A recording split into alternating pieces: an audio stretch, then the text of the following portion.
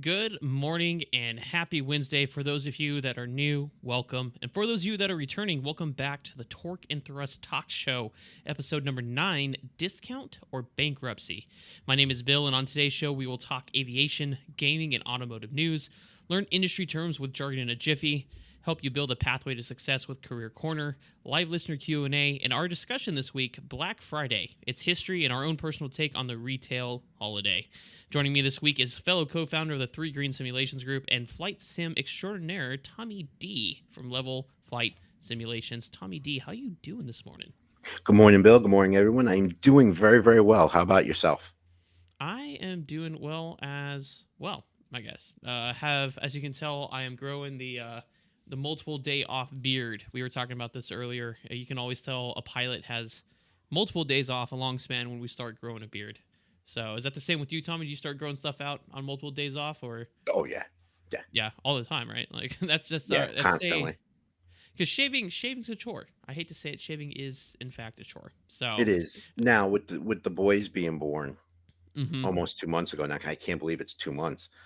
I do tend to shave a little bit more because when I'm Mhm. holding them, they got that baby skin. And Oh, the that's first couple true. of days, it's like Brillo. Yeah, you So, don't want to be. Yeah, that's the same thing my wife said. It's usually the first growing in part is a little rough, is what I've been told. So I try to warn my wife if I feel like it's going to be like you said, rubbing up against a Brillo pad. Yeah. Oh, Yeah. that's funny. That's a good way. That's a good way of putting it, though. That's exactly what it feels like. But anyways, got some good segments today, Tommy. We're gonna start off today with some news. So as you guys have been following along, we always start off with some news, and today I will start us off with some aviation news. First and foremost, we're starting off with this week in aviation history. I am a huge history buff. If you haven't heard my original podcast, Aviation Communication Education, that's all it was about, was straight up history. I love history.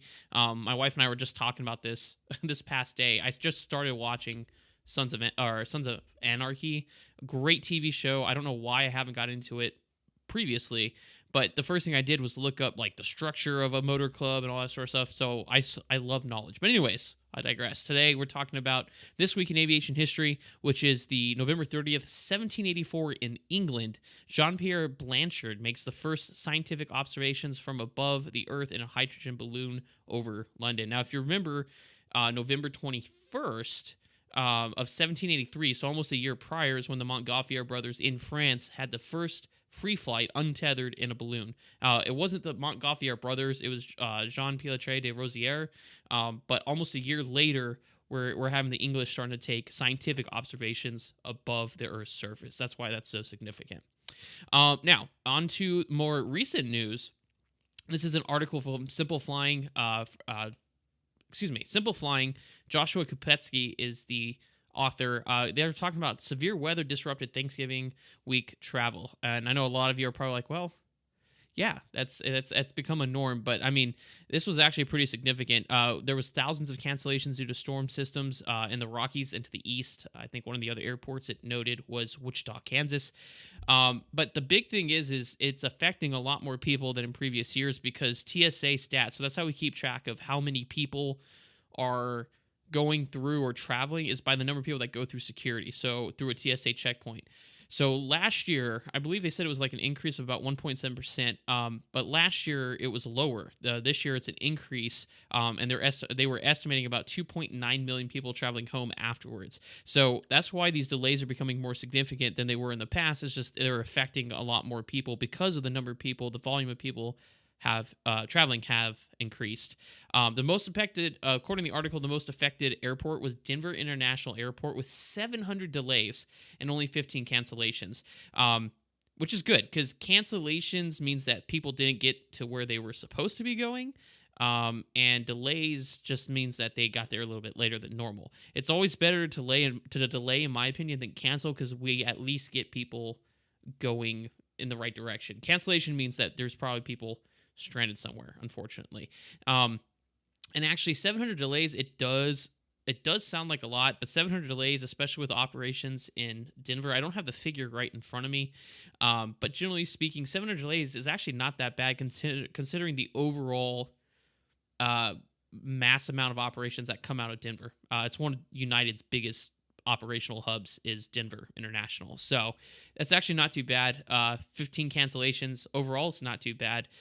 They also noted, I believe, that it was Wichita had a little higher percentage of cancellations. But you got to remember, Wichita is also a smaller airport, and as far as I'm aware, it's not a hub or crew domicile for any airline. So they have fewer operations, which means that a cancellation would be a higher percentage because of the fewer operations. It's like to say if I had 1 out of 5 flights cancel at a small airport, that's a 20% cancellation rate versus 1 out of 100 at a bigger airport, which is a 1% cancellation rate. So the numbers, it depends on how many total operations out of there, but they did say that the bigger effect was at Wichita Airport, and that was just because of weather moving through the area. And as I've talked about before, whether it be on videos, lives, and such like that, the weather, in my opinion, in the past year or 2 years has been the most severe, most drastic I've seen in my entire career. So I think delays like this, especially due to the weather, is something we're going to continue to see, especially with air traffic control shortages and similar issues affecting the industry. So that is all I got this morning for aviation news. So now we're going to transition over to Tommy D with some gaming news. Tommy, what do you got? Morning, Bill. Thank you. So, with 2023 starting to wind down as we're in the festive season of the year, you're starting to see a lot of the reviews coming out, like what were the best games of 2023. So I started looking into that and got kind of interested in it because when we talk, really, you only hear of Modern Warfare, Flight Sim, um, Roblox, and then the other one that I can't play. I can't remember the name right now, but it's not a game that I'm going to play. It's blah, blah, blah, PUBG, and then the other one that came off of that. So I have a list here of a couple of games that right now the article in Game Informer was starting to compile their list, and I'm only going to go through the higher rated games, and you're going to be kind of surprised because I was surprised at this too. So coming in at 9.75 stars was The Legend of Zelda, Tears of the Kingdom, Baldur's Gate 3, Lies of P, and Marvel's Spider-Man 2, and Metroid, which has been around forever, and then Resident Evil. And it was kind of interesting to see because when you look at people who live stream or professional gamers or people who actually make a living off of gaming, which if I would have known about this in the 70s, I may not have taken state EMT exams. Uh, it's games that are almost comparable to an off Broadway play. The games have become widely popular, especially Legend of Zelda, because the origination of the Legend of Zelda goes back 25 years, and Lies of P, I don't know, but it seems to be a lot of role playing games. The one thing I did look more into was Spider Man 2.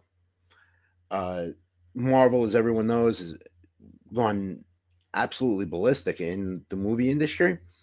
And what I was looking at in the videos that I was watching that were actually posted on YouTube through this article, the gameplay on this game, I may actually have to finagle things and look at something after the first of the year, depending on what I want to do in 2024.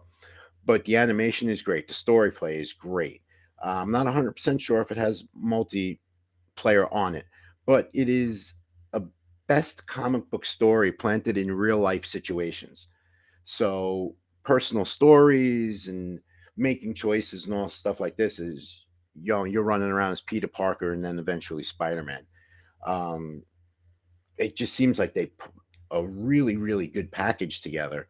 Um, a lot of people jumped into this game. I don't know why we see it on the more mainstream gaming on the bigger networks, but what I was watching last night, I was pretty impressed. I might actually have to look to this game, and I'm not a superhero type of guy. This is not my normal forte in gaming. But as we go a little bit further into um, the end of the year, if you will, the last quarter, however it is, um, I'm going to watch this game a little bit closer because I see it doing nothing but gaining popularity in 2024. That's just my humble prediction. Some of the other games are probably going to come and go. I don't know what their staying power is going to be.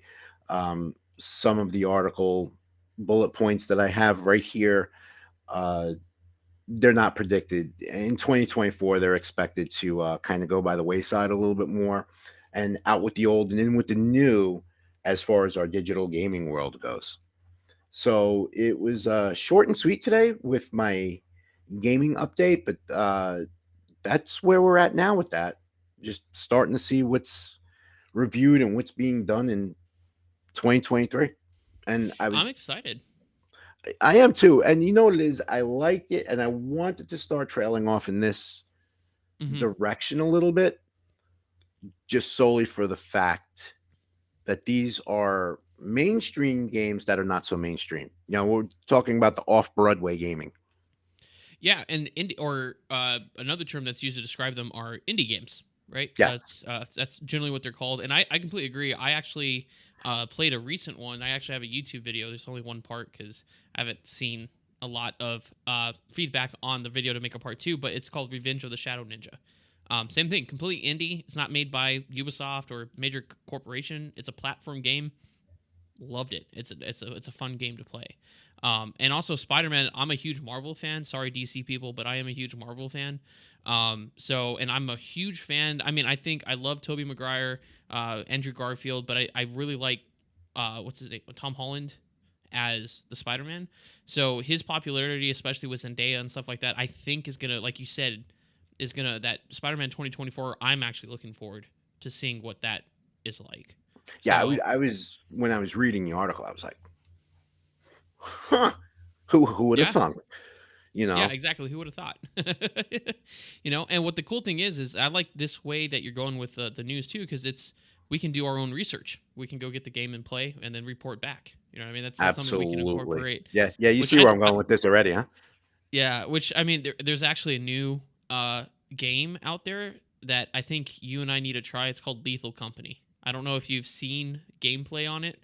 Um, but I think it would be hilarious for you and I to try streaming that. I've seen other people do it, and I think it'd be interesting. So that's something we could definitely look into Is that a in the Steam game? future. It should be. I'll text you with a little more details if I can. I gotta find it first. I think it might be Okay. on Steam. So, from anyone who maybe have a relative or personally work at Steam, we both have Steam accounts, and just throwing that out there. Sponsor us? No. I I'd mean, be happy with half off in the T-shirt.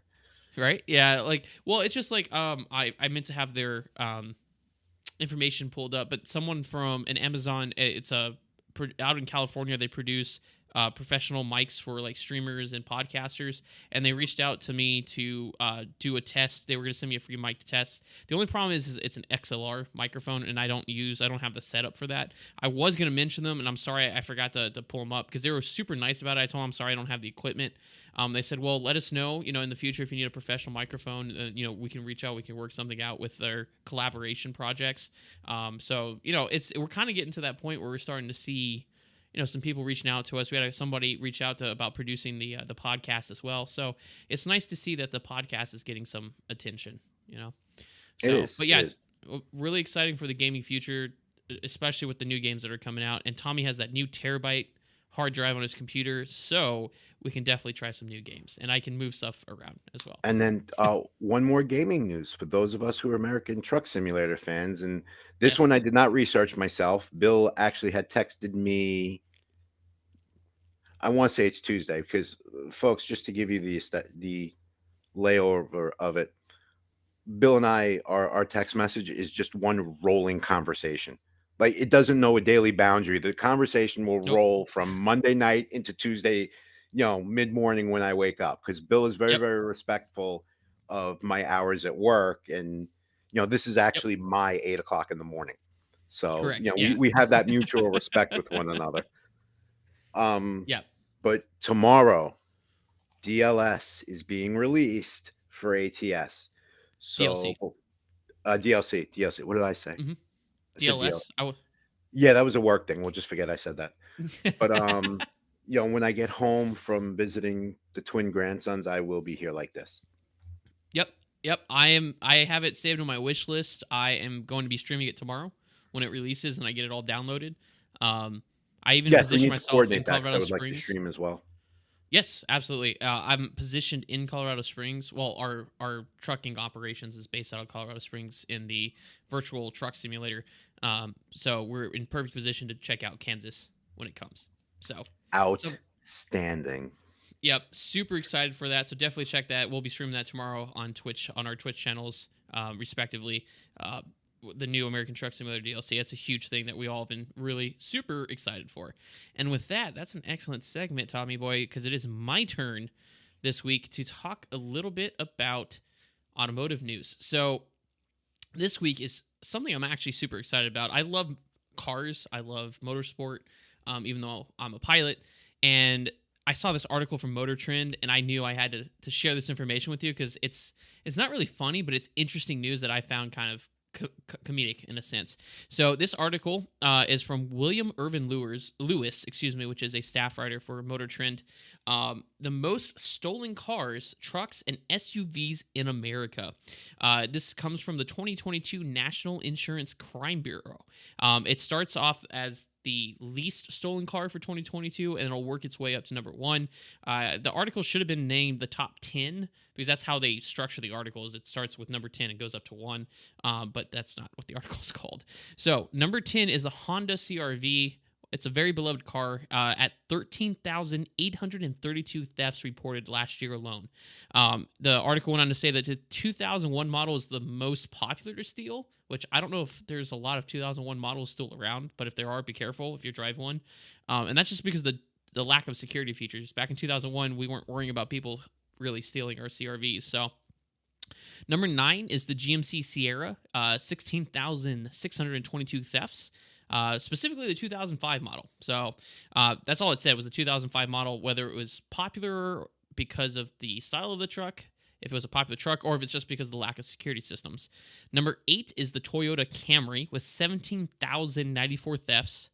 Now, this is where it starts getting interesting because this plays more into the company. So number 7 is the Kia Optima, 18,221 thefts last year. Kias became very popular to steal after a viral 2022 TikTok trend. You heard that right. Because of a TikTok trend, the Kia Optima and Kias alike became a target of motor theft. And that's because in these films, I think they were called Kia Boys, was their TikTok handle. They demonstrated that they could basically hotwire or start a Kia Optima with just a USB cable. So it didn't really go into explaining how it worked, but basically they would plug it in or short out the ignition or work around the ignition block or security feature and just were be able to start up. And that actually that TikTok trend alone resulted in 14 stolen cars and 8 fatalities, which is wild. And you would think Kias would step in and be like, whoa, okay, we'll fix it. We'll call the vehicles, we'll fix it. But no. Kia offered a third-party security feature for $170, and this is the best part. Kia did not cover a cent for that $170. It was all the responsibility of the drivers. If they wanted that installed, they had to pay $170 plus labor. I would be upset if I was a Kia driver, 100%, if I had to pay for a mistake that they made with the design of the car. Now, number 6 is the Hyundai Elantra, 19,602 thefts last year, and it actually had the same flaw as the previously mentioned Kia, and it failed to have an immobilization device. So if you remember in the older cars, I remember as a kid, there was like this little thing that you could pull out from the dashboard, almost looked like a microchip, and basically prevented the car from starting and moving. But the Hyundai Elantra, not only you could do the workaround with the USB cable, but also it didn't have an mobilization device installed. And the main reason that the Elantra did that or Hyundai did that is to save money, obviously, but at the risk of getting your car stolen, which goes to show. Number 5, Hyundai Sonata, 21,707 thefts. Both Hyundai and Kia settled the immobilizer issue with a $200 million settlement, which includes security fixes and only, get this, $6,125 in compensation per vehicle loss.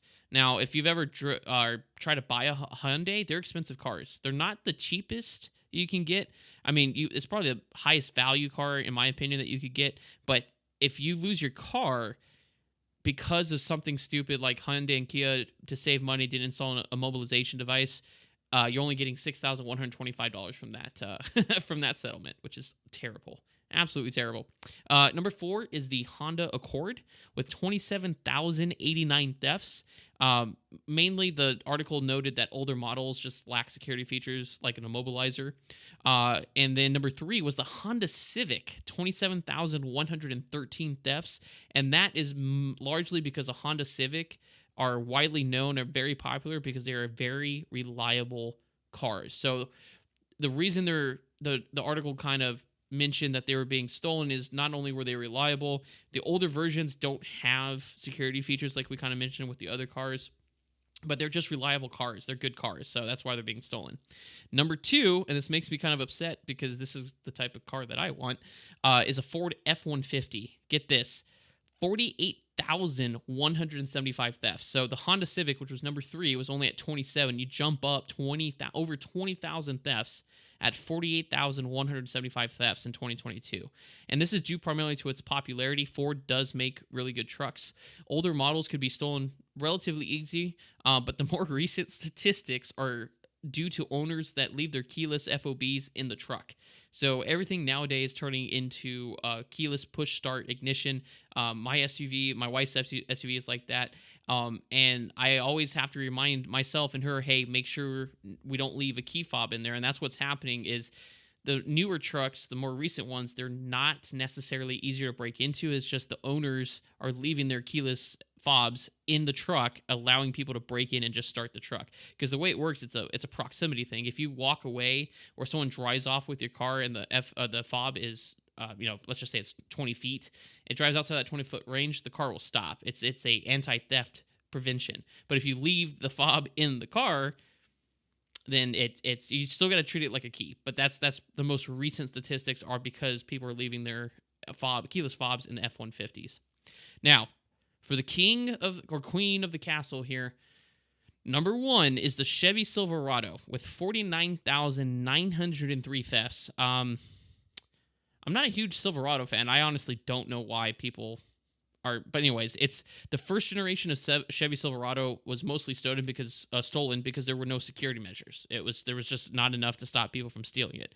And then the post 2000 facelift, so the newer looking trucks post 2000, the reason those are being stolen is because they're so popular. And I quote, this is from the article, it's because there is a cult following of the Chevy Silverado, which in my opinion, Ford F-150 is 10 times better than a Chevy Silverado.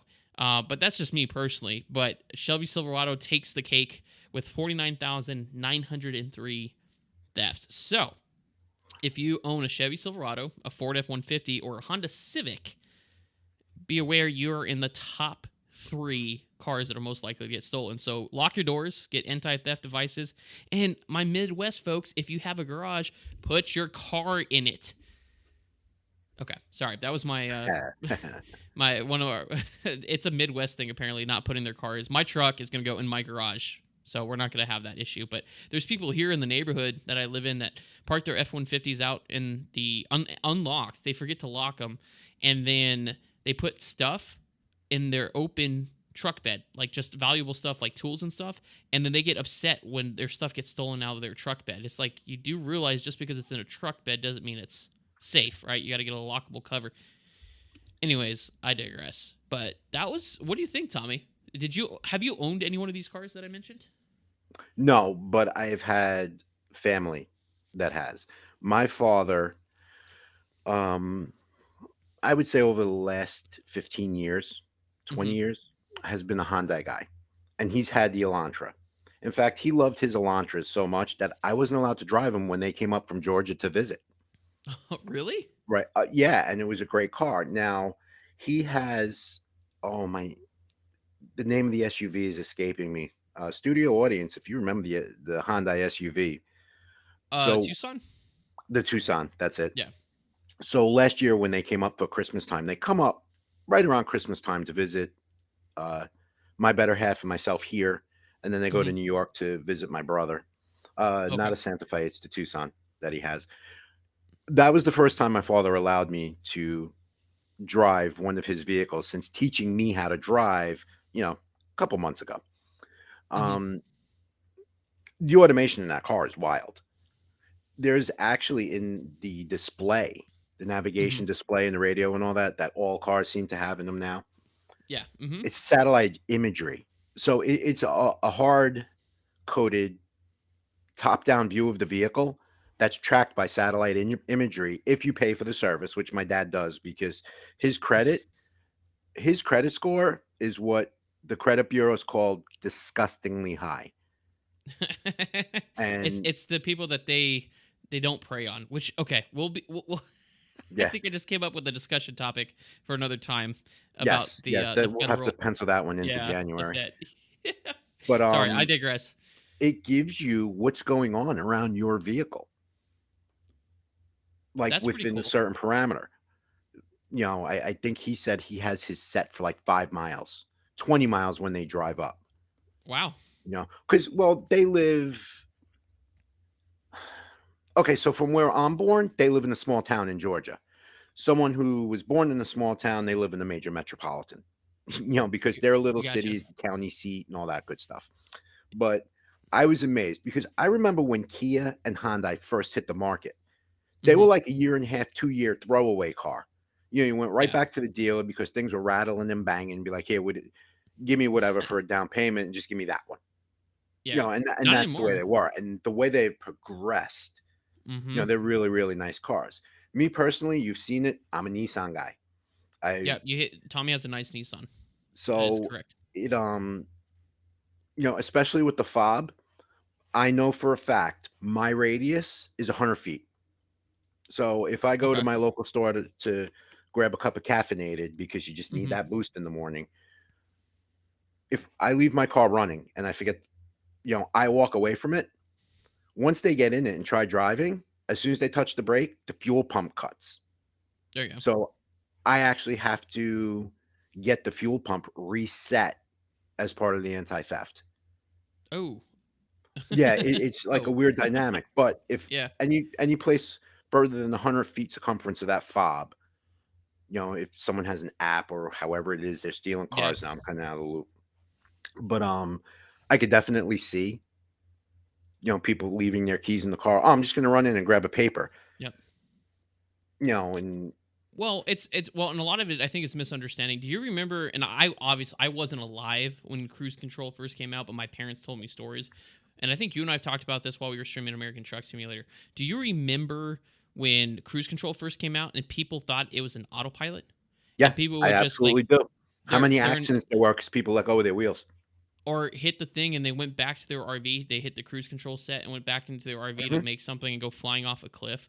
It's kind of the same thing. It's people aren't realizing that a keyless fob, they don't realize that you still have to treat it like a key. You still have to bring it with you to prevent the car theft. It's only there as a matter of convenience. For example, like my wife is a perfect example. My car is a Chevy Cruise. She has a Nissan SUV, great car, and it's a keyless fob, and it's super. I mean, it's super nice. Like when we're doing grocery, like I'll talk about our Black Friday shopping adventure, but involved rain. So running out to the car and not having to fumble for the key, just walk up next to it and hit the button to unlock it is amazing. But it's also a curse because you get really complacent. Like I have to keep reminding Yeah. her when we're walking away that one click on the door handle with the fob doesn't arm the anti-theft system or alarm. You still have to use the fob and hard lock it. So Yes. I have to constantly remind her to do that. Just doing one click is not it's not the same thing. So, but yeah, so it's I think it's one of those things that people aren't realizing that they think the fob has to just stay in the car for it to run and they don't want to forget it. But the problem is they leave it in there and then thieves just can go. It makes it easier for them because it just pushes start. They don't have to hotwire anything. Yeah. So Yeah. And then um, the- just as a quick funny side note, what I actually enjoy when my better half drives my car okay, that's a because weird side note. yeah, she has an Outback, which Mm, her car is awesome. A lot of yeah, room. The gas mileage is amazing on it. That all-wheel drive in the Northeast Pennsylvania winters is great, but she has a key. It's just like a regular keyed it's just ignition, a that's what just I have. Yeah, just traditional ignition. yep. So, Go get them, um, brothers. All right, sorry. yeah, that's it. And that's the window closed. Yeah, that's But funny. we'll be going somewhere real quick because my car was the last one running because my better half absolutely abhors being cold. So, and I I mean, I get it, don't blame her. I hate the cold. Yeah, absolutely hate the and she cold. was like, "Well, I want to drive." Okay. So, one, she complains about my car. You have to step down a little bit to get into because it's a lower profile, Hmm. and then she'll sit there and I'll see this, Is she and looking for the key? I'm like, "You just push the Push button, to step start. on the brake and Brake push and the push to button." start. Yep. And she's like, I hate this." I'm like, Listen, look at what I paid and look at how much car I got." Yeah, It's that's true. Well, and it's funny because there's different technologies too. Like the shifters are changing. Because like back in the day, like my car has a standard. You got it's automatic. It's not standard, but you have like drive, reverse. But my wife's car and the Nissan, you might have it in your car, Tommy. Is the shifter where it only goes forward and back, and you kind of have to like if you want to go reverse, you pull it back once. If you want to go, then it like jumps back. It's almost like a little joystick. No, So if you mine's got mine's a regular traditional shifter. just a shift, yeah, okay. So hers, like if you want to go through the a car wash and you want to be in neutral, there's like a sequence, a dance, and a sacred ritual that you have to do Hmm. in order to get this stupid thing in neutral. And we have it on a post-it note. That's how annoying it is that when we go to a car wash, it's in her glove box. We pull it out so we know what we're doing. Because when you pull up to the teenager, the summer job teenager, up to the car wash, they're like, put it in neutral, and you're like, oh god, I only got like 5 seconds before one of those Yeah. rows go up underneath my tire. It is an absolute pain in the butt, and I always have to remember, like the first couple times I drove it, I was doing it the wrong way because you like press the button and you pull back to go forward, and you do it forward to go back. It's like I don't know. It is weird the way they design that. But you see, the only difference that mine has is so it's traditional, but you know how the vehicles would have low one, low two. Yeah. So when if I put it into the low range setting for the transmission, I'm in low Hmm. two. I have to hit the overdrive button to switch it over to low one. That's the Yeah, only. mine's on top. So I go Yeah. into low, and then I have a plus or minus side on top of my shifter, and that's how Mhm. I shift between my low gears. I've never had to do it. Knock on wood. I've never had to do it, but because my Chevy Cruze, we're not towing, you know, was it low boys, Yeah, triple yeah. articulated low boys. So You're definitely not pulling a vacation trailer with that one. no, exactly. But the cool So thing about my better half's car is she has that automatic slash manual transmission. And yeah, and she has the paddles. well, And my wife the my first wife time I does. drove to Georgia, I was like, Yeah, my and she's wife like, yo, Mario Andretti, knock it off. Yeah, my wife has them too, and so being a huge Formula One fan, I'm like, oh my god, I'm gonna do it. But honestly, it kind of made me nervous because I've driven stick shift before. Um, on the car, there was no indication, at least on her car, there's no indication of what gear you're in. So it was really Hers annoying.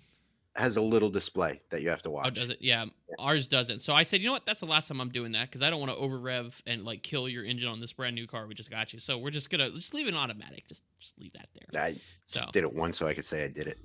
yeah, I did it once, and I almost over revved the engine when I was downshifting because I didn't know what gear I was in.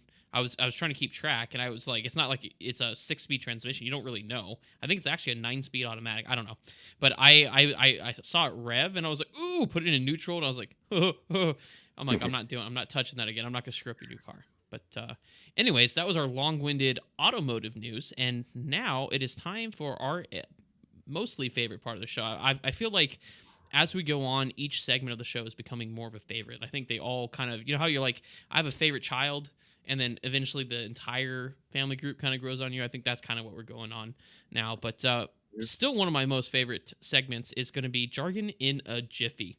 So, Jargon in a Jiffy is where Tommy and I take our common industry terms with Tommy's medical background and safety background, and mine being a pilot, and we put them in a sentence, and then the other host tries to guess what that word is. And the whole point is to try to help either Tommy or myself and you all to learn some industry terms so they're not so daunting when you hear them in the real world. So, without further ado, we'll let Tommy start it off here. So Tommy's going to say his word and then in a sentence, and then I'm going to try my best to understand or try to figure out what he's talking about. So Tommy, take it away. Oh, here we go. This is a good one too. I thought long and hard about this one. So Uh-oh, okay. my word this week is auscultate. Huh? Gesundheit. Auscultate. So the sentence is, uh, this guy's chest is rattling. I'm gonna have to auscultate it. His chest is rattling? His chest is rattling. What the heck does that mean? What? Huh? You could Um, actually hear like the bones are externally. moving? Like No, his the bones ain't sternum? moving, but you hear almost like while they're breathing. So it's The lungs are actually rattling. what the heck causes that? Okay. So I'm assuming this is from your EMS career, right? This is not Yes. from your current Yes. safety career. Okay. So I can hear him rattling how do you pronounce it? Auscultate. Auscultate. Um dang. Does that have to do with stabilization, like physical stabilization of No, no, it somebody? does not. No. Um does it have to do with intubation? Anything to do with intubation? Oh, it may very well result in intubation. Yes. It may result in it. Hmm. Um Is it a procedure? Like, is it a medical procedure? I know that's a stupid question, but I'm trying to narrow Not it down. no, it's not a stupid question at all. It's not a procedure, but it is part of my assessment. It's part of your assessment. Okay. Yes. Is that listening? Are you It most taking your certainly is. so I don't know the exact definition, but are you listening for breath sounds to see Yes. because That's because you can exactly it. hear okay, because you can hear fluid, right, in their lungs and Oh, stuff like yeah, that? yeah. Okay. Um, and we'll get into this later, but real quickly, if you take the Yep. little hair right here, go like this, Mhm. that little grinding noise that you hear, Yeah. someone who has water in the base of their lungs, that's what it'll sound like. Yo, that's bizarre because I'm literally listening to that. If you guys are watching, try this. So take the hair and, like, move it around. That is the weirdest thing because you can hear it Yeah, it's inside your caused head. by heart failure. Everyone has seen medical shows on TV. They call them Yeah. RALs or rails. Yeah. Mhm. That's what they sound like, and it's caused by congestive heart failure. Interesting. Okay, so when you say auscultate, what exactly are you doing then? Because Okay, if it's so listening, so as what is part that of our actual word? assessment, when we listen for Hmm. lung sounds, now I promise you, Hmm. you only use the word auscultate when you're in training. You never have. It's not one of those words that's used in You the use that field. on the line. Yeah, we don't. Yo, Bill, did you listen to this guy's chest? Yeah, I was gonna say, That's did how you it is. auscultate him? Yeah, no, that just don't happen. But Tommy, we can't do we that in the field. No. right, we listen certain parts of the Okay. lungs, and we listen to all different fields because the lungs have uh, different fields in them. You have upper, middle, and lower on Okay. your left side, and upper and lower on your right side. There's no middle On the right side. classification in your Okay. lungs. I'm sorry, that reversed that because of the heart. Okay. Gotcha. So yeah, and we listen for a couple of different things. Now, all of us have seen TV commercials, or may even know have friends or family members that have COPD, chronic obstructive pulmonary disease, Hmm. and you've heard the term death rattle. That's Yeah. fluid and mucus backup in your lungs that are actually causing that rattling noise in the mucosa and the actual airways inside the lungs.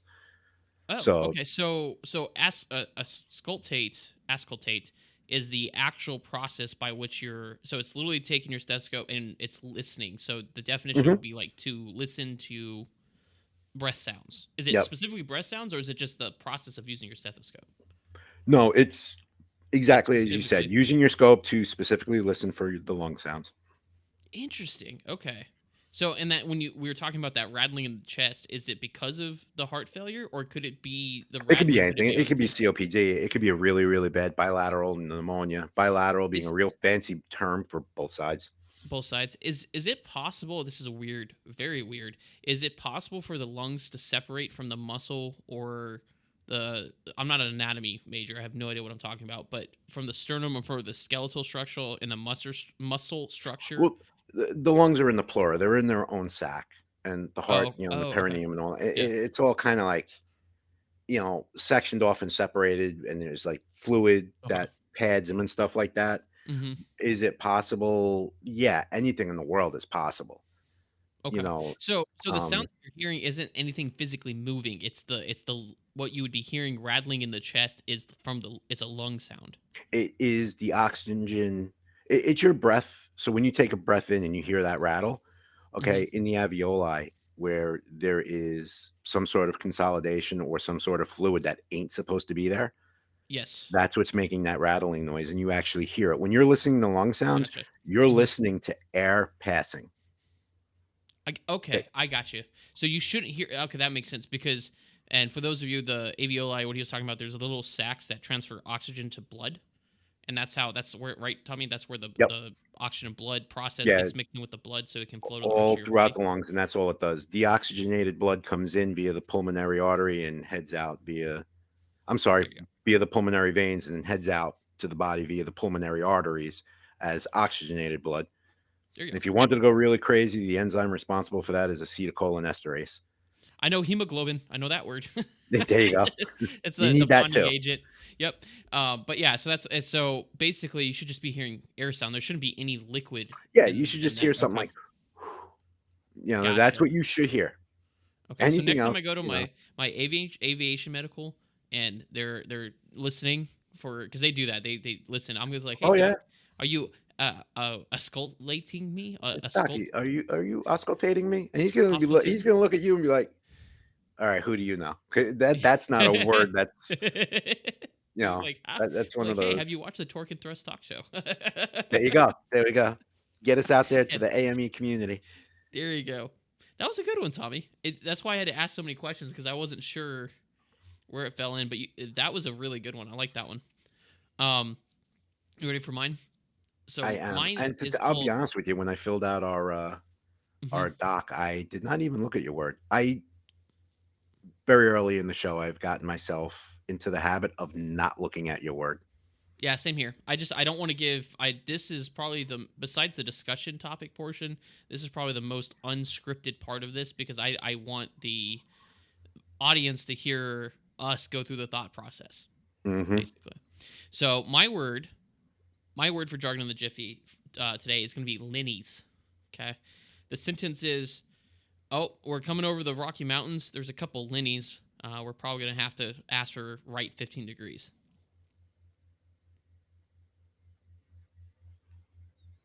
And I did intentionally make that vague because I had to be very careful if I if I said too much, too Couple of Lennies, specifically, huh? it might give away the answer.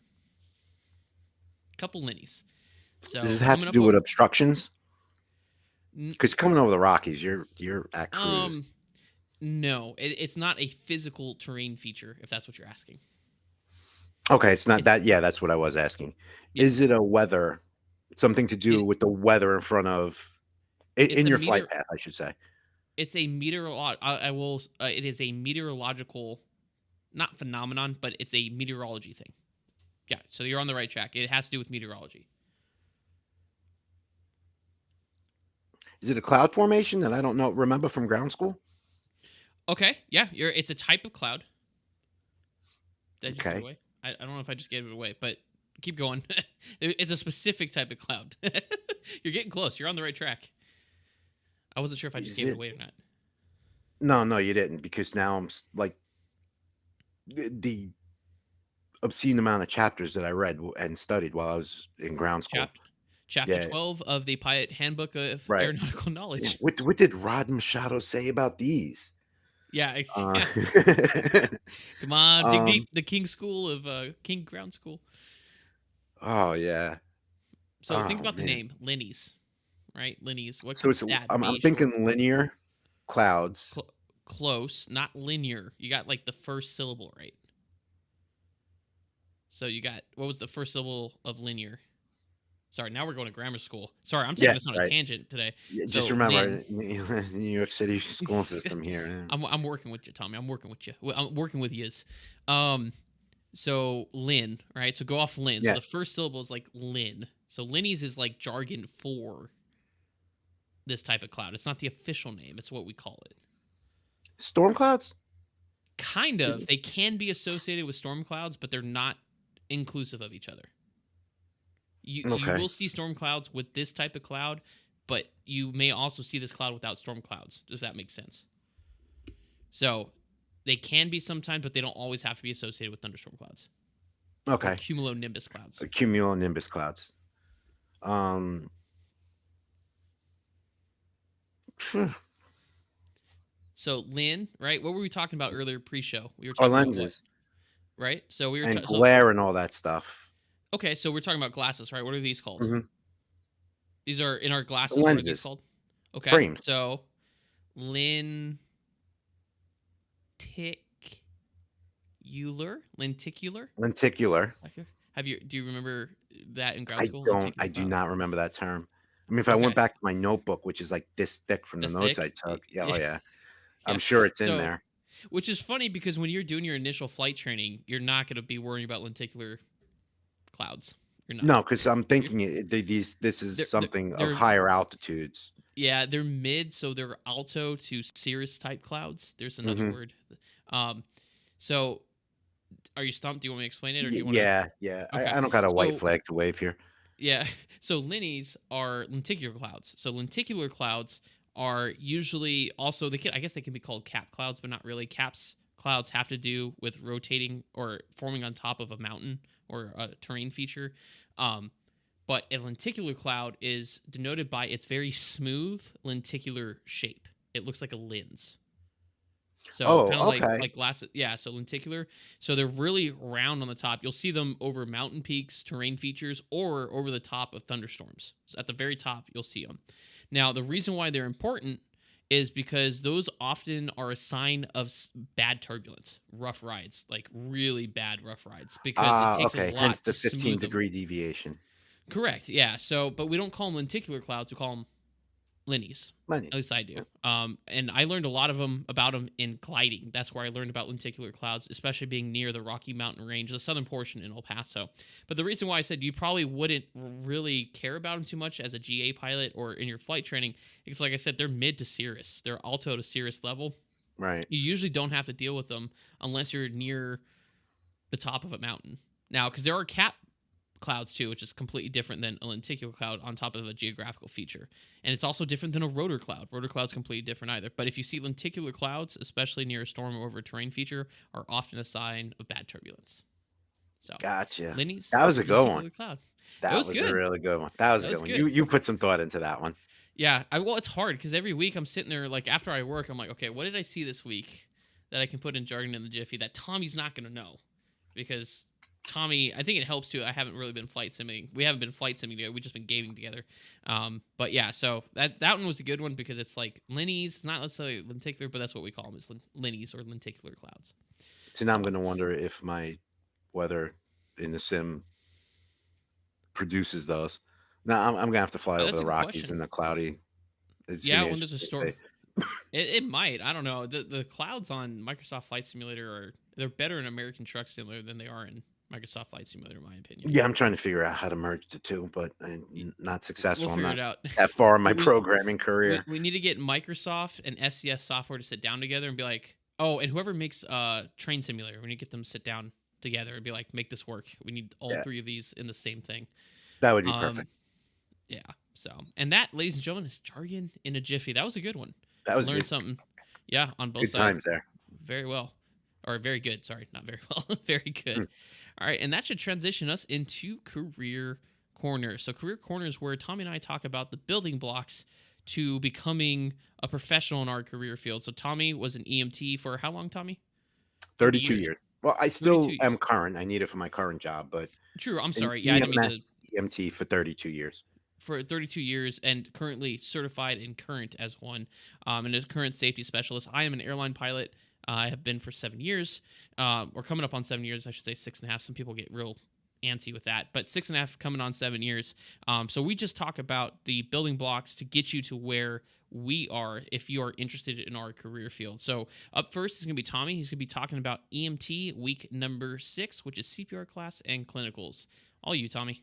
Thank you, thank you, thank you. So, hello everybody. Welcome to stressful week number 6, and this is a stressful week. Some EMT classes do it a little bit earlier. The latest I've ever seen it is week 6. This is where you go through usually the American Heart Association CPR class, specifically what we call BCLS, basic cardiac life support.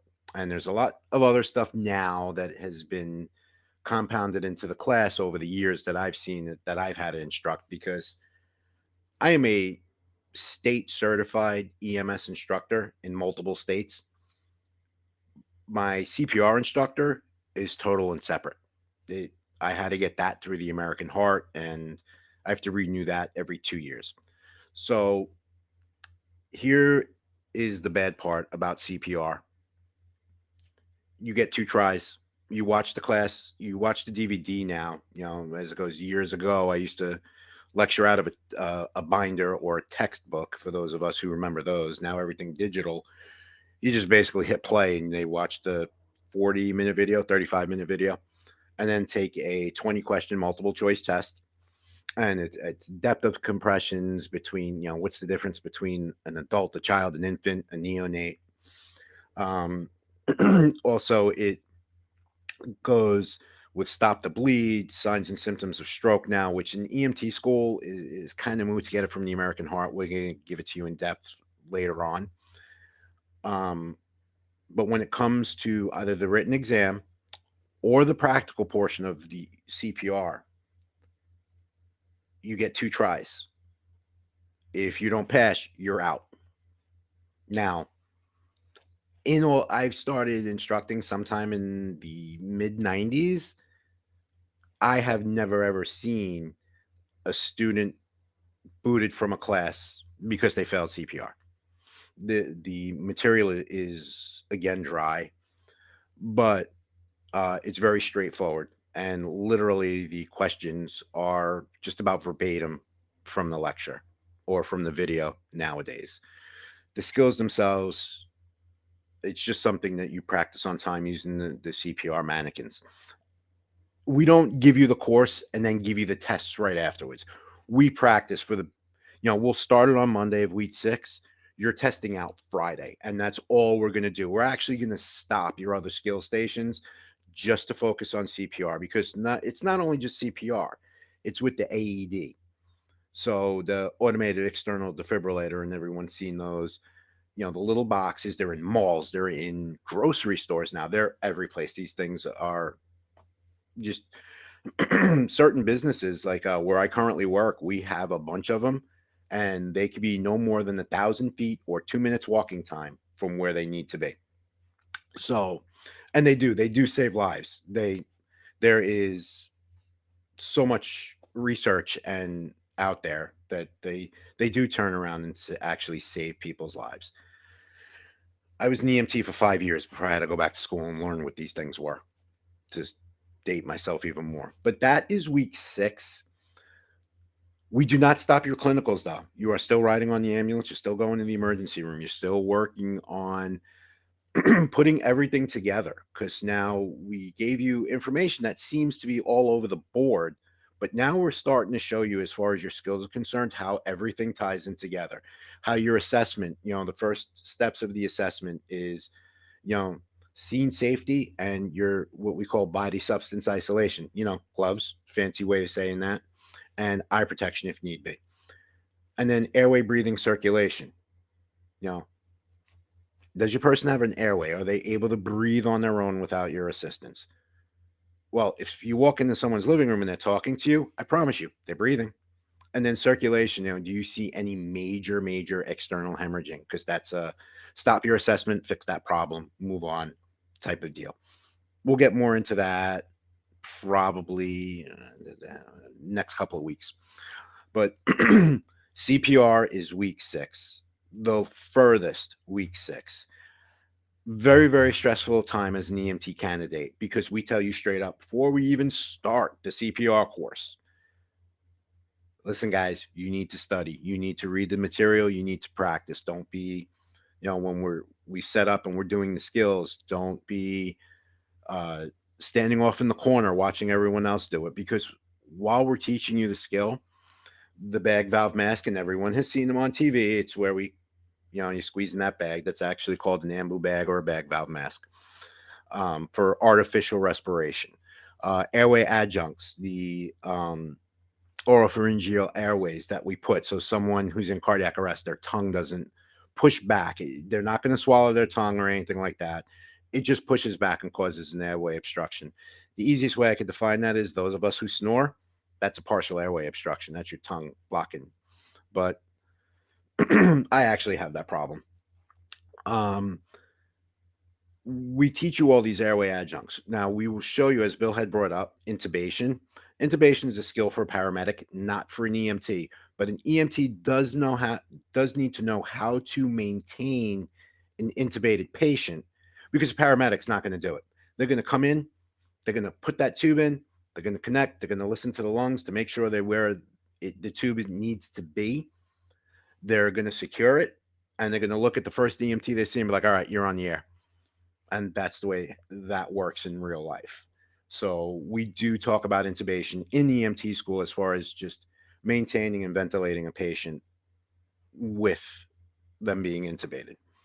Otherwise, we show you techniques on how to properly artificially ventilate someone without getting a whole lot of air into their stomach. We'll go into that again too. You get air into someone's stomach, that's bad. If you think about it, what happens when you get air in your stomach? Imagine someone who can't expel that air. It's a lot of problems. But very, very short again this week, because it's really a course within the course, the American Heart CPR. So, and that's what we concentrate on week 6. Okay, perfect. Well, thank you, Tommy. So week 6 is building off of the other weeks still, but learning a little bit about CPR and such. Yeah, well, it's learning everything to do with CPR because they're Well, I mean, they're getting certified and stuff, but they're learning all the getting the respiratory stuff as certifications in well. CPR by the latest in the course, week 6. Gotcha. Nice. And fun fact, I'm not CPR certified. No pilot. Well, I mean, pilots, we can do it on our own, but we're not certified by the company because they don't want us touching medical stuff. That's the flight attendants. But that's another. Oh, we Nah, kind of talked about it listen, last week. if But I'm ever on one of your flights and that stuff happens, dude, I got this. Just you fly the plane. Like, I know what's yeah, we going on don't. up there. I Yeah, know either we don't. command A or command B is green, but you just stay up there. You watch that. I Yeah, got that's this. well, and that's the thing. They don't want us running to the back to do. That's why the flight attendants are so heavily trained on medical equipment and procedures and stuff like that. So, but thank you, Tommy, for week number 6 in Absolutely. Oh, the quick EMT question. certification. Do they actually announce over an aircraft if is there a if there's a medical Yes. emergency with a passenger, they will say, is there any medically Yes, trained personnel that's on the board? first thing. Yep, because there is what we call enhanced medical kits that we cannot open unless we're under the direction of the on-call physician or someone that is a doctor or medical professional can open up, but not flight attendants or us. So yeah, it that is the first thing they're looking for is someone with a higher level of medical training. I believe flight attendants are enhanced first aid is what they're trained on. Okay. So all right, so thanks, Tommy, and now we're going to talk a little bit about excuse me there we're going to be talking a little bit about the next step in your all's aviation career. So in the past we talked about starting off with a discovery flight. That was step number 1. Figure out whether or not it's something that you want to do. The next step was getting your private pilot license, which is the first license you have to get. Then your instrument rating / commercial time building, getting your single engine commercial, multi-engine commercial, and then becoming a certified flight instructor to build time. And now you're at the point where you're either hitting your 1,000-hour, 1,200-hour, 1,500-hour ATP time requirements. Now it's time for an airline interview. It's time to take a step into either an airline pilot or professional. Now, I have said in the past on the podcast, professional airline, but this is where it's going to kind of diverge because I've only ever done the airlines, and to speak on the other airlines or other pathways, I really don't know too much about. So that may be something in the future. We may have a guest on to explain it more from the Part 135 charter side of things. So now we're going to diverge more onto the airline stuff because that is something that I have experienced, I know more about. So with that being said, so now we're in the airline interview phase. So this generally starts when you're about 6 to 12 months out from your ATP minimums. Now, if you're like me, I was tracking those things every day because there's a lot of not weird, but obscure minimums you have to keep track of, like nighttime PIC cross country. It's just like it's weird times that you don't normally log, but that you have to do math and arithmetic to figure out to make sure you got those minimums.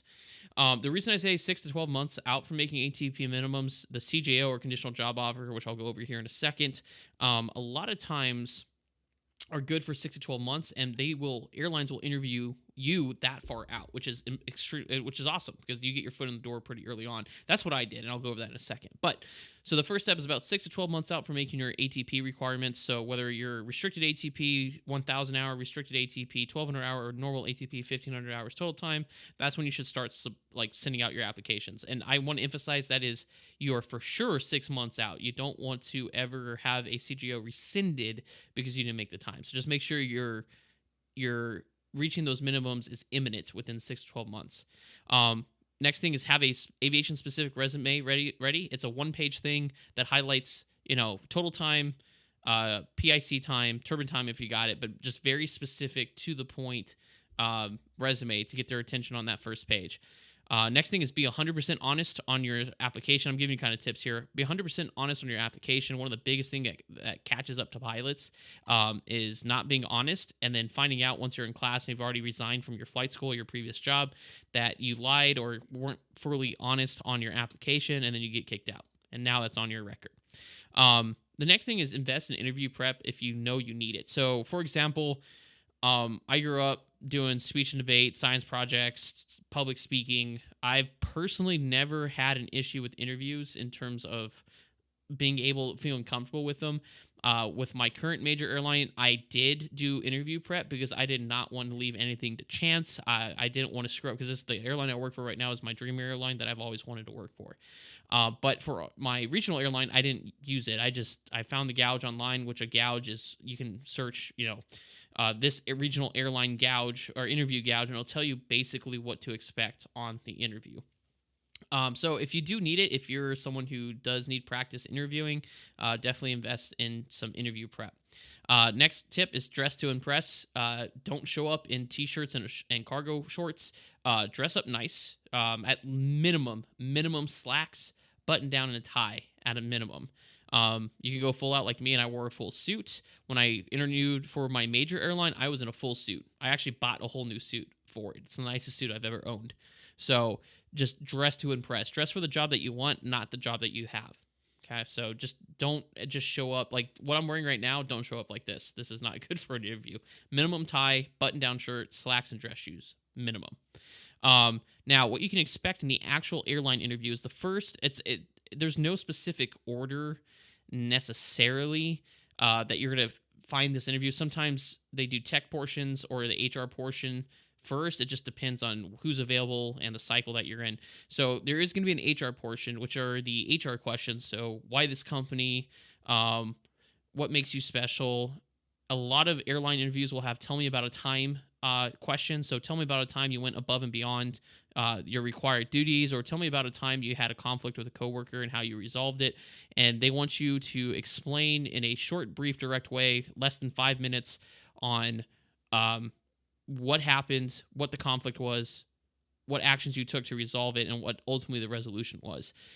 For me, in my interview prep, especially for my current airline, it was difficult because I had 5 years of airline experience. So the hardest part was sitting down for each individual. Tell me about a topic I could be asked about, or question I could be asked. Was sitting there trying to figure out a story that fit that, and a genuine story that fit that, as well as made me look good. Because I obviously didn't want to present a story, if there was one, which there isn't one. I hate to break it to you. That made me look bad, because that obviously you don't want to do that in an interview. But that's basically what HR portion is. It's the human factor side of thing. Now, as a pilot, then you'll move over to a technical portion. This is something that most other jobs may not have. They're testing your base knowledge about the airline. Now, when you go into your regional airline, like for me, I got quizzed on Jeppesen charts. I didn't fly with Jeppesen charts, so I had to go look online for a Jeppesen legend and just study off of that and hope that there wasn't anything weird on the interview process other than that. So that's what I would recommend. Get a JEPs. If you can find JEP charts, they're kind of expensive, but if you can find old JEP charts and a legend to go through and test, that's mainly what they're doing. And the tech is just trying to test to make sure that you have a baseline knowledge of aviation and like instrument flying and stuff like that to build on. They're not going to expect you to know everything, but they want to see what you know, and that's what the technical portion is. There also most likely nowadays will be some sort of scenario-based question. For example, with my current airline, we did a simulated flight from point A to point B. Somewhere between point A to point B, there was a small malfunction. We ran an appropriate checklist, and they wanted to see my decision making, and then as well as ask me questions about charts and procedures based off my airline experience, and so on and so forth. So you're going to have an HR portion, which is probably something that you're used to in any job, asking you why us, what's special about you, tell me about a time, stuff. And then you have your technical portion, which is more aviation specific, about your knowledge, your aeronautical knowledge, basically. Then once that's done, you'll get a offer of an employment. Basically, that's just saying, hey, you did good on the interview. But then there is a review board made up of captains and company personnel that'll sit there and review your file to make sure that, yes, you are good for the company, that they want you. Once they give you the thumbs up, then you'll get what's called a conditional job offer, or CJO is what we call it. And that's just basically saying, hey, congratulations. Here's a conditional job offer. As long as you meet these conditions, we'll give you a class date, and then you go from there. And that's the next step, is after your CJO, you schedule your class date, and then welcome to the big leagues. That was the best feeling in the world, is walking through the doors at Envoy and realizing that I was finally an airline pilot. For some of you, that may be what you're aiming for. For others, it may be walking through the charter company of your choice. But either way, that's where you kind of end your airline interview, is when you finally get through the door. So it is a bit of a process that starts about 6 to 12 months out from making your ATP minimums, and then ends with your CGO and class date. So like I said, airline interview, that part is pretty much the same no matter what level you're doing. But just if you do those things, those tips, it should be pretty straightforward for you all there. But that is all I have in terms of Career Corner. Do you have any questions about that, Tommy? Because I know you're maybe not aspiring to be an airline pilot, but that about the process or anything like that. Yeah, actually, it's pretty interesting because there's similarities between Mm-hmm. your interview process, interviewing for a major, and Hmm. me specifically leaving New York City for Florida, for Yeah, going to work in North Central Florida, because I am positive you were not interviewed by one person. You were interviewed by a panel. I was. Yeah, it was. I'm sorry. Yeah, I completely forgot to mention that. So normally there's two people. There's an HR person and there's a pilot. Sometimes it can be both. Like on mine, I had for my current airline, it was a current captain on the Airbus who actually she conducted my technical portion, but also with us was a retired 727. I think he was a captain, but a 727 pilot that had now been working for HR. So yeah, I'm sorry, it is a panel. You'll have at least two people on there. Yeah, because you see, when I went to interview in Florida for a county EMS position, Hmm. I had an HR representative from the county, a senior paramedic, and one of their field training officers. And at that point, I was already almost 13 years into my career. Hmm. And the field training officer, who I was senior to, looks at me and says, I could ask you questions. He goes, but you probably know things I'm still yet to learn. And he says, the only question I have is, why did you never become a paramedic? I was like, oh, that's actually very easy. Like, paramedicine is cool. They definitely have, Yeah. they hold their weight in the EMS world, but hazmat and tactical responding was prettier to me when Yeah. I And looked well, at that. That's why I went that route with it. yeah, and Like, panels to me are a little bit easier on me because I have multiple people. Like if one person's not making eye contact versus the other, it's real easy to kind of switch back and forth. And that's another thing. Also, you brought up a good point. For those of you going through an airline interview, they are trained to be respectful, to be professional, but they are also trained like an examiner to not show how you're doing on their face. They'll stonewall you. That was the weirdest thing about mhm, my current interview or with my current airline. One, it's a huge deal. Like I said, I've been dreaming of flying for this airline since I was young, super young. So it was a huge deal. I was very nervous, which I usually don't get nervous for interviews, but this is your shot at the majors. And my interviewers were great. They were super nice, made me feel right at home. But they were stone faced. They would not. I never got an indication from them how I was doing on the interview. And even when they left, they shook my hand, asked me if I knew how to get back to the airport, so on and so forth. Um, I still walked out of there not knowing if I had the job or not. So it's one of those things, and that's who I am. I'll go run through 50 million things in my head, and they also asked 50 million follow up questions.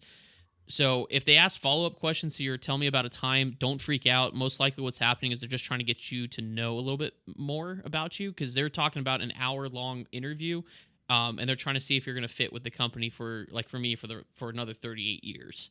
So just don't worry about that. That ate me up for an entire week. I had to wait, and it ate me up because what they were those questions to me was a sign of failure that I didn't explain something or they didn't think my stories were genuine enough. But I got the job, so just expect follow up questions. Not don't worry about them. and that's the way it was when I sat down. I was actually at the EMS station, is where they interviewed me, where all the offices were, Uh huh. and poker faced, like, and Yeah, that's pretty industry standard because what they don't want happening is, hey, this guy gave me a wink and a smile and then turn around and didn't give you the thanks but no thanks. You know what I mean? right, That's right. what they're And trying then to do. I did the same thing. It was two scenario based, one traumatic, one medical, and then it turned conversational. Excuse me. Like, well, what do you do when you're not at work? Yeah. What do you, Mm-hmm. they, What are your and hobbies? just like you, they Yeah. want to get to know you a little bit more as a person. Mm-hmm. Totally stone faced. And then I got the little, so, thank you very much for coming in. Do you know how to get back to your hotel, or are you flying back to Yeah. New York today? Blah, blah, blah. And we'll, thank you for your time. We'll let you know, but just keep it in the back of your mind. You're one of 12 applicants that passed the primary for one position. Yeah. And some people will do that to meter your expectations, which is fair. Yeah. And I'll never forget my answer. I looked and I just smiled and I was like, I'm confident enough in myself that I'm not worried about the number of people interviewing. Well, that's Stood good. up, Yeah. shook everybody's hand, and left the room. Yeah. So you won't experience that it's not as egotistical in the airline. It's very straightforward outline process. They won't say that Well, to you. They'll just say thank you. You should expect to hear us. Like they told me, it'll be an email in about a week. You should hear us. That's about the average going CJO. And if everything works out, then you could probably expect a class date within about a month of that. And that's exactly what it was. and I actually didn't take it as an ego thing. I took it as a test, a confidence test. Well, it's still that's an ego thing. That's exactly what Yeah, that is. An ego but thing. you don't want someone showing up at one of your family members' houses who second guess themselves doing what I do. The same But way I it's wouldn't also want the pilot to be second guessing themselves up front. well, but that's the thing is like you can show confidence without being like, well, don't forget, you know what I mean? That is an egotistical thing. Yeah, Like I so said, on the airline side, you're not gonna hear that. yeah, in But the pre-hospital side, we kind of we tend to sometimes do this. yeah, yeah, I Puff know. them tests out a Yeah, little bit. we don't really do that because by the time you get to where I am, it's I mean you got the hours, you got the experience. It's just whether or not you got the personality and safety mindset to be able to safely be an airline pilot. So all right, so that concludes Career Corner, and now we're going to be going over to our viewer Q&A, our live listener Q&A. Just as a reminder, if you all have questions, which I already see some in the TikTok live session here, if you guys have questions, now would be the time to ask them. I'll be answering some. Tommy will be answering some, or if you have questions after the fact, join our Discord at the Three Green Simulations group. Here, I'll put up the little QR code for you all. Join there, and there's a specific channel for questions under the TNT Talk Show category. You can go for either discussion topics if there's a specific topic you want us to talk about, like at the end of the show, or if you have questions, you can always throw them in there, and we can use that as a way to answer your question on a live show. So now I'm actually just going to check that real quick for live questions. There's nothing additional in our Discord group there. So I'll go ahead and leave that up there while we're answering these. I do have one from KB Bar or KB Brar on TikTok Live. He's saying, I had 4 failures in private and instrument. What would happen to me in the interview? KB, depending on the reason of your failures, it has to do a lot with why you failed. And if it was like practical versus knowledge, etc. Definitely be honest, be forthcoming with those, because obviously if they're Part 61 failures, they're going to be on your record, and the airline will figure it out or find out otherwise. Oh, he said private and instrument. Okay. Just be forthcoming. Tell them what's happening. And if you get an interview, because that is kind of a high failure rate, but if you do get an interview, be prepared to answer questions honestly and objectively about what happened on those check rides. What they're looking for is someone who doesn't turn and blame everything else on the examiner, on the airplane, because if you're having struggles in the airline training course, which I'll be talking about next week, the start of it, a lot of it is self-studying and being able to critique yourself and push forward through training and practice yourself. There's not a lot of hand-holding in the airline training environment. It's a lot of, hey, this is what you need to fix. The next morning you're back in, within 24 hours, and it should be fixed. Just don't lie about it. Be very straightforward. Perfect example. I've never, knock on wood, never have had a training failure. I have a clean record, but there was something in my logbook that raised a question during my interview with my current major airline. And what it was is during my commercial single engine check ride, I was flying a Piper Arrow, and the Piper Arrows that we have were pieces of garbage. But I was flying a Piper Arrow, and in the pattern, we were trying to finish up my commercial single engine check ride, and we had, if I remember correctly, it was a radio failure. It was a radio malfunction. So we couldn't continue the check ride with that. So in my logbook, it was marked down as incomplete, and I put the reason in my logbook and had the examiner sign it. But it did come up on my interview. They asked me, said, "Can you explain what happened during this? Why was it incomplete, not an unsat or satisfactory?" And I explained to them it wasn't a failure. It was just incomplete because in the traffic pattern we had a radio failure in our Piper Arrow, so we couldn't finish up the check ride. So the next day, I can't remember if they fixed it because there was only 2 arrows. So either they fixed it or we switched into another airplane the following day and finished up the check ride. So just be straightforward about it. Don't lie about it. Just expect to be asked about it, and don't lie about it. So, and that is all I got on TikTok. Tommy, if you wanna, do you have any questions on your side? No, I don't. But Scott was trying to help me with jargon in a jiffy, and I appreciate it, Scott. I minimize my live chat. Just um, it's not that I don't appreciate you trying to help me. It's just my competitive nature. And Yeah, yeah, thanks, I'm doing Scott. this on Scott my is own. shout out to Scott. Scott is one of a very loyal watcher of the show, which a huge shout out. And I believe he's a professional driver. Is that correct? Right now, Yeah, he is a looking into professional getting driver who also has his PPL. his PPL. So huge shout out to him. I think he's been here for most of our shows. I know he was here for the All mental the health ones that I one. remember, because I Yeah. wasn't here So episode 1, but I remember him from episode 2. yeah. So like Scott, Snowy, Lando, which is one of our moderators. Snowy's one of our moderators. Riley. Thank you guys all, and Heidi. Hello there. Thank you guys all for joining us and being loyal listeners and watchers. You guys are the reason why we do what we do. And we very much appreciate you guys. Yeah, we do. So, with that being said, if there's no further questions, that will transition us. Let me get sorry, let me get this off the screen. That will transition us to our discussion topic for today, or this week, I should say, is Black Friday. Tom and I sat down and talked about these traditions and stuff that we talked about, just kind of like the Christmas one, jingle or not to jingle, which I believe was episode 6. We talked about is our traditions are kind of different. So we're going to be discussing a little bit about that today. And actually, I'm going to start this one off. I normally allow Tommy to start, but I want to ask Tommy, because this is something that I was wrong about for the longest time too. But Tommy, where do you think the term Black Friday comes from? What were you told growing up? Like when people say Black Friday, what was the Believe origin it of or it? not, as I was growing up, Black Friday wasn't really a thing in my family. I didn't But I really mean the term, specifically the the term. term Like when you itself. were you ever Uh, told its origins or where the no, term Black Friday nothing of came the from? nature. If I was to hazard a guess, it's like when you black out dates.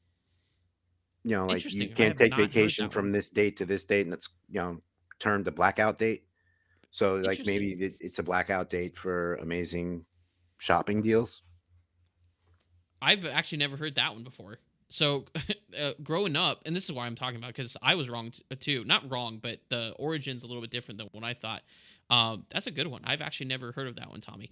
The what I thought and always thought growing up and was told is this is the time of year that corporate or businesses turn a profit, right? Because of the shopping season.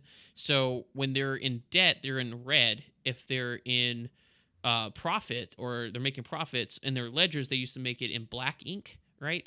And so because they were in the black ink around this time of year, they were able to sell things stock at a discounted price because they were in the black. Well, that That's what kind I of makes sense. right, and that's a common thing that has been told, right? That's exact, but believe it or not, it has nothing to do with it. You ready for this? Actually, the origin has nothing to do with Thanksgiving at all. Okay. So, and this is coming from History Channel. So history.com or History Channel. So it's a legit source, and I was flabbergasted when I learned this. I thought that was it. I thought that was the answer, was because businesses were in the black. So, the first recorded use of the term Black Friday was applied not to post Thanksgiving, but actually to a financial crisis, specifically the crash of the U.S. gold market on September 24th, 1869. Two notoriously ruthless Wall Street financiers, Jay Gould and Jim Fisk, they worked together to buy up as much gold as they could. Because if you're familiar with supply and demand, the less of a supply, the higher the demand, raises the price point, right? So what Fisk and Gould were trying to do was trying to buy up all the nation's gold, because at the time there was no gold, silver, credit. Everything was the gold standard. So what they were trying to do is try to control the supply by buying up all the gold. And when it got to a point where the prices were high, then they were just going to sell it and make as much money as they could. So they were trying to control the supply, which sounds a lot like, I don't know, the gas companies. Mhm. But anyways, once again, another subject for another day. But get this. So their plan actually backfired. So on that Friday, September 24th of 1869, this is where the Friday part, Black Friday, comes from. The conspiracy finally unraveled, and they sent the stock markets into free fall, and it bankrupted everybody from like Wall Street financiers, or what are they called, Wall Street barons, to farmers. I mean, just completely bankrupt everybody because the fact that they did that. So that is why this episode is called Discount or Bankruptcy. That's that's where the name came I from. see what you did You, there. you see that? Okay, but that's what it's at. That's the first recorded term Black Friday is because of the stock market crash in 1869, because of these two greedy guys, Gould and Fisk. Right now, how we wonder, how does it get to Thanksgiving? Well, back in the 1950s, from Philadelphia, right, of all places, Philadelphia. So every Saturday after Thanksgiving, they host the I think it's the Commander in Chief's Bowl, between or if not, just the Army v Navy game, right? That's huge. Go Navy, beat Army. Hmm. Um, so people would come in from the suburbs into Philly, like tons of them, for this game, right? And the police officers would have to deal with like riot control. There's increased level of theft and stuff like that. So, and the police officers couldn't get the day off, because every Saturday or the Friday following Thanksgiving, all these people would come in. So they would call it Black Friday, because it was more of a negative connotation because of all the extra work that they would have to do. On top of that, to maintain crowds and deal with the additional theft, they called it Black Friday. So that's how it got moved to Thanksgiving, because the Saturday following Thanksgiving is the Army v Navy game. It always has been. So, with that being said, in the 1960s, Black Friday had caught on in Philadelphia to the extent that city merchants were trying to change that into something like Black Friday. They called it Big Friday, but guess what? That didn't stick, right? Because everybody loves the negative connotation. So it actually wasn't until 1985 where retailers found a way to turn it into this Black Friday that we know today. So it wasn't until 1985 that the stores turned this into like a huge discount thing. So it turned it from a negative connotation from the Philadelphia Police Department and turned it into something as like a discount thing. So it has nothing to do with companies being in the black financially. Has nothing to do with people blacking out calendar dates. Has nothing to do with retailers in general. It has to do with the bankruptcy and slang used by Philadelphia Police Department to describe a Friday where they couldn't get off after Thanksgiving because of the masses that came into the town. So that's where that comes from. That's very interesting. Right?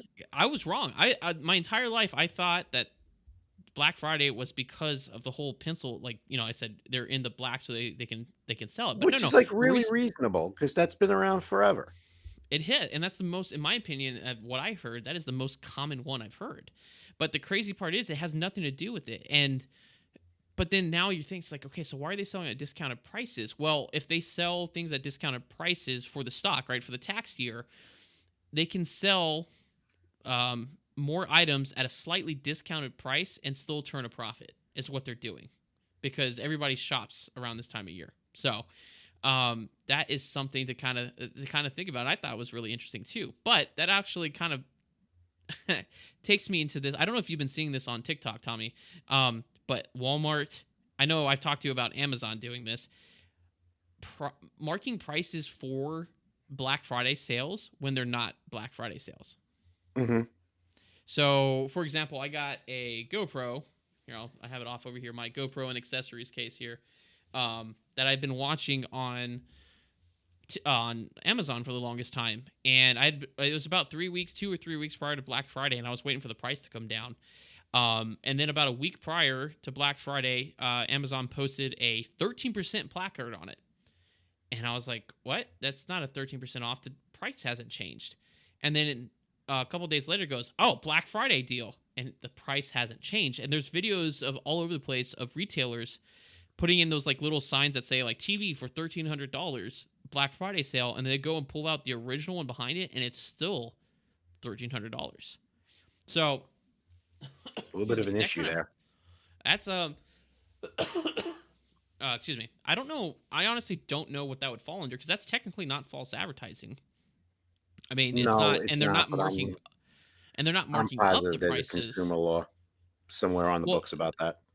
there has to be, because I mean, I think I read somewhere, I think Amazon is actually facing a lawsuit for something similar to that. But tricking people into buying full price items is not. It's not good. It's not good ethics. We'll just put it that way. I No, don't that's ethically, like it's not a good horrendous idea. business ethics on any level. Yeah, it's not. It's, if you can sell at a discount, then sell it. If not, then don't. But anyway, so that's kind of like the historical stuff with with Black Friday. But Tommy, I want to ask you: have you Do you have any specific like traditions that you do for Black Friday? Nah, No. Do you ever no, because participate, or is it more I cider? I have in years past to go get something that I really wanted because Hmm. there was a time when I was of working age where I Hmm. didn't have the internet to do Black Friday shopping. Like, I'd Yeah, sit there that's true.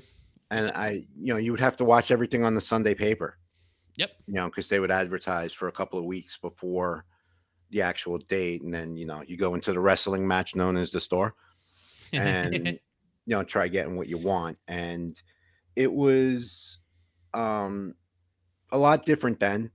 And I did go out a couple of times, like clothes. And let's face it, as a teenager where I grew up, your sneakers pretty much defined who you were and Yep.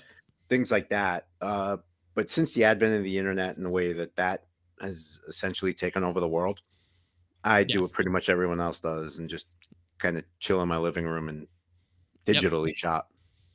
Yeah. So growing up, I didn't really do a lot of Black Friday stuff. I honestly don't remember growing up with my parents going, "Oh, we're gonna go to Walmart at like midnight," right?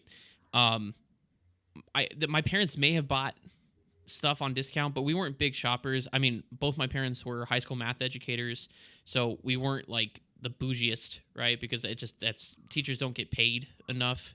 Period. There is no argument they don't get paid enough for what they do. Once again, put a pin in it for another episode. Yeah. Um, so I don't remember. It wasn't until I was in college, and my wife's gonna kill me when it's a girl I dated at the time in college. I did Thanksgiving. My first Thanksgiving in Florida was with her family, and right after Thanksgiving dinner, they like cleared the table and um, threw all the ads right from the paper on the table, and we went through and we found and circled the stuff that we wanted to go get or tried to get, because at the time things weren't opening. It was still midnight was like when they would do those midnight openings for Black Friday versus like the Hmm. week long Black Friday stuff. And so we'd go through and do that, which was strange because I'd never done that before. But I will say that was fun. It was a lot of fun doing that because it was like, ooh, I want this, I want this, and we didn't do it as a family. We all went our separate ways. The girl and I that I was dating at the time, we went in her car, or her car, or with her. I can't remember.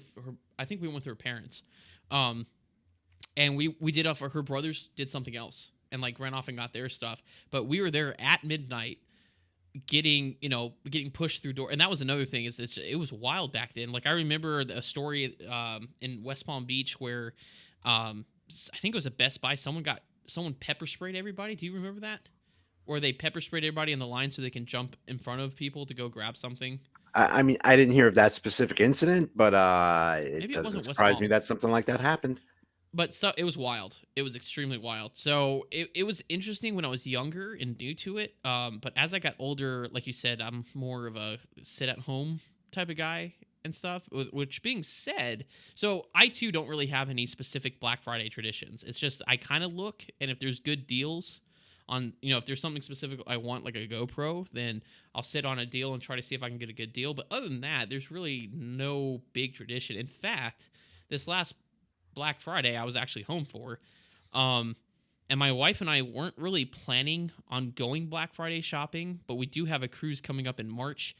And there were some things that we needed, like we needed bigger suitcases. We needed, like, I know it sounds silly, but water bottle holders, because I explained it to Tommy.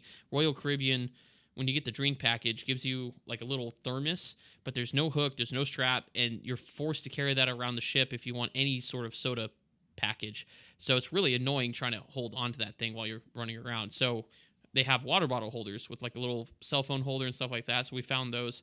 Um, so my wife and I were like, you know what, let's try to go get some deals and stuff like that. Everything was going great until we got to Target.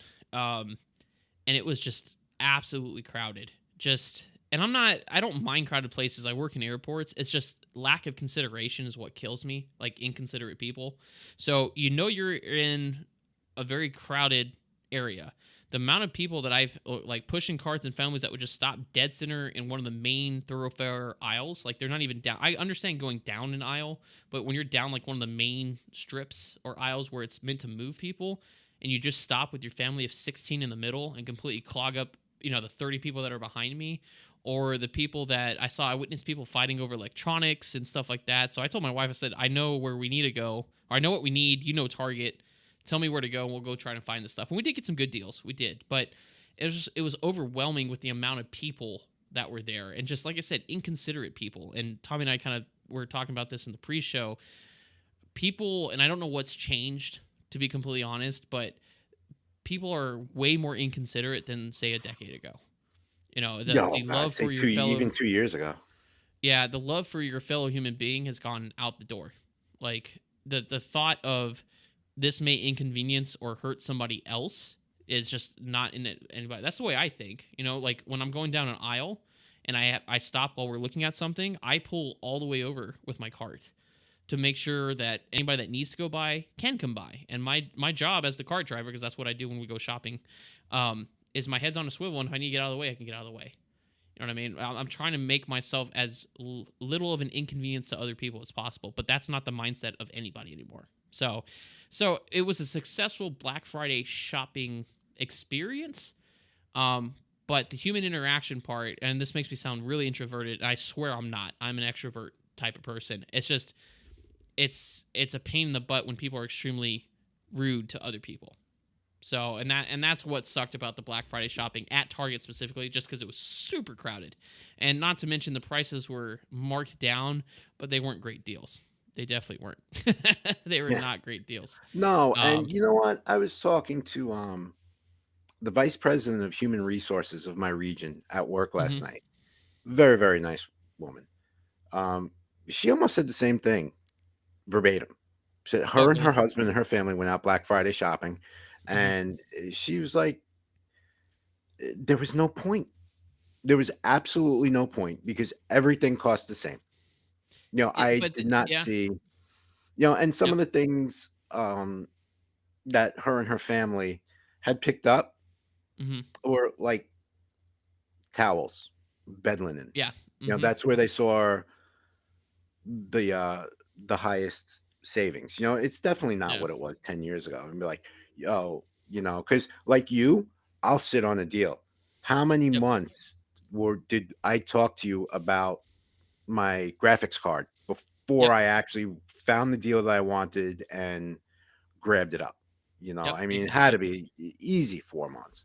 4 months. Yep. Had to wait for the And right time and the right time to jump on it. Yep. yeah, and Absolutely. it's just, and as far as the crowds and the rudeness and all that stuff, I honestly I can deal with because like I'm You're very from New thick York. skinned. Yeah, and I'll just blow it off and make like you're nothing but like a carbon hole in the air right there. But I ain't got the patience. And I noticed as I've gotten older, as I'm approaching 53 years old in June, man, I just don't want to deal with you. Yeah, and They, it's just, and like I I said, ain't it's getting not stressed about this. everybody, but it is a pain. It's something It additional is. that I It have to is. worry about, because it ruins. If someone like bumps into my wife, or I like calling them the crazy Ivan, where they do the quick U-turn with their family of 16, not planning Oh who's yeah, behind all them. the You could hurt. time. You could hurt somebody. So yeah. And I get cranked up a lot easier. And you've spoken to my better half for that 15 seconds to one time. Hmm. She's an amazing woman, but she's like that very kind, gentle hearted person. Yeah.